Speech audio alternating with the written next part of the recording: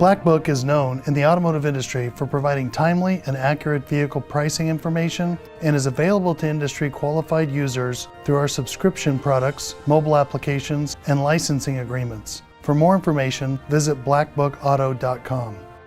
This is Automotive Industry News. Welcome to Automotive Industry News. I'm Subin Wadsworth. Our top stories.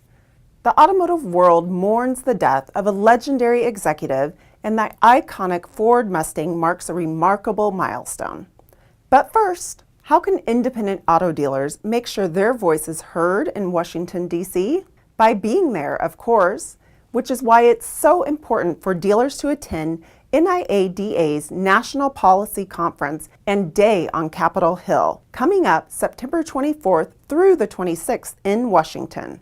The conference gives you the chance to meet face-to-face with legislators and regulators whose decisions affect your business every day, and educate them about the issues and concerns of your business and the used car industry. Here's NIADA's President, Andy Gabler, and CEO, Steve Jordan with more.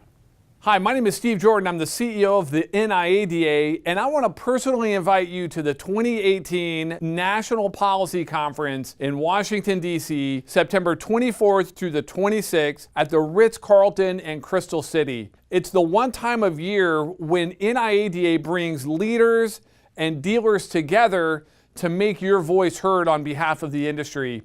I'm here with Andy Gabler, our president for this year. And Andy, what would you tell dealers who are watching this now about why they should come and be a part of the policy conference?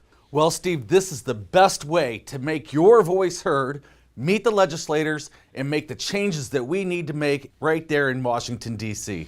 We're going to hear from the FTC, we'll hear from the CFPB and other regulatory agencies. But it's a great opportunity to take dealers to the Hill and lobby on very specific issues that are happening in real time in our industry right now. For more information, go to NIADApolicyconference.com and make plans to attend, because now more than ever, it's important to make your voice heard. For more information and to register, visit www.niadapolicyconference.com. We'll be right back. Black Book is known in the automotive industry for providing timely and accurate vehicle pricing information and is available to industry qualified users through our subscription products, mobile applications, and licensing agreements. For more information, visit blackbookauto.com. On July 25th, Fiat Chrysler CEO Sergio Marchionne passed away at age 66 from complications arising after recent shoulder surgery, ending the remarkable career and life of the man credited with saving both Fiat and Chrysler. When Marchionne took over as CEO of Fiat in 2004, the Italian automaker was struggling to stay afloat. He quickly changed that by negotiating a $2 billion payment from General Motors in exchange for ending a failing alliance, allowing Fiat to turn a profit for the first time in years.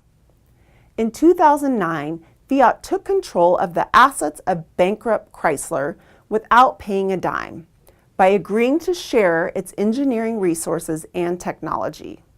Marchionne officially merged the two companies in 2014, and a year later he spun off the famous Ferrari brand, creating a $10 billion company.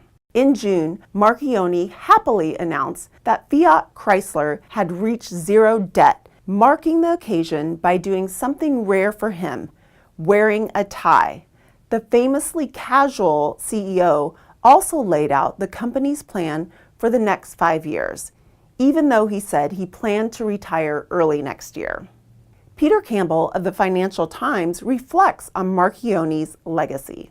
Sergio Marchionne, the chief executive of Fiat Chrysler, has passed away aged 66 following complications after surgery. He was one of the most outspoken and courageous executives ever seen in the car industry. He took over Fiat in 2004, then the fifth chief executive in the space of 2 years when the carmaker was losing money.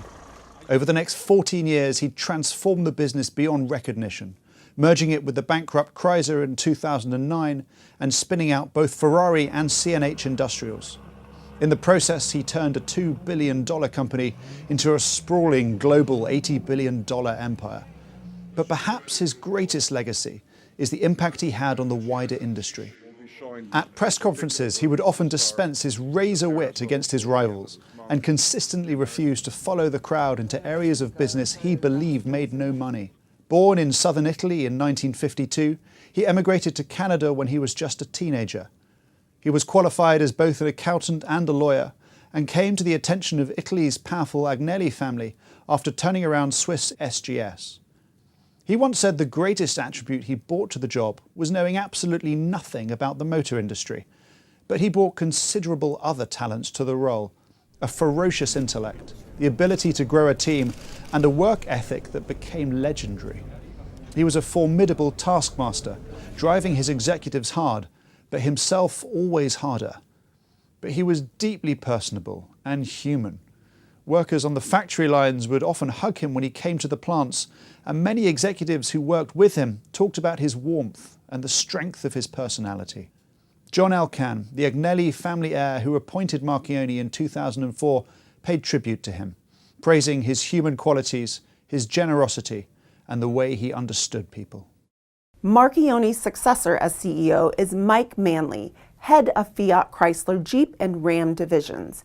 Manley said he plans to follow his predecessor's 5-year plan. More automotive industry news after this. Black Book is known in the automotive industry for providing timely and accurate vehicle pricing information and is available to industry qualified users through our subscription products, mobile applications, and licensing agreements. For more information, visit blackbookauto.com. 54 years ago, the first Mustang rolled off the assembly line. 2 weeks ago, another Mustang came off the line, a white convertible like the first. And like the first, it too was special. It was the 10 millionth Mustang produced, a milestone the company celebrated by pulling out all the stops. A parade of 60 Mustangs, including models from 1964 to the present, drove from Ford's headquarters in Dearborn, Michigan, to the Flat Rock plant that builds the famous pony car. Then were arranged to spell out the number 10 million, with the first and 10 millionth Mustangs representing the commas. And the guests included Gail Wise, who became the first person to buy a Mustang when she bought a baby blue 64 model from a Chicago dealer for $3,447.50. A Mustang is now sold in 146 countries. It is the best-selling sports coupe in Germany. It is, of course, the best-selling sports coupe in the USA.